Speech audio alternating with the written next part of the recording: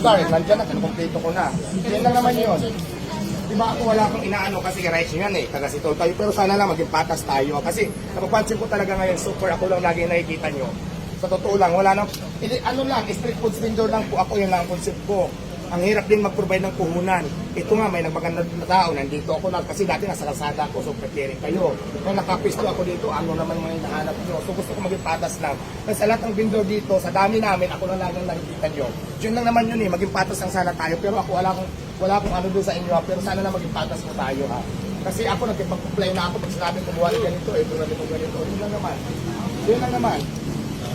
So ngayon, pero gagawin ko pa rin yun, pag-comply pa rin ako sa inyo. Pero siyempre, para at least alam nyo lang din. Kasi kung hindi na ako papayagan ako na pag-comply ako, so mag-illegal na lang tayo. Kasi ginagawa ko na para maging legal ako.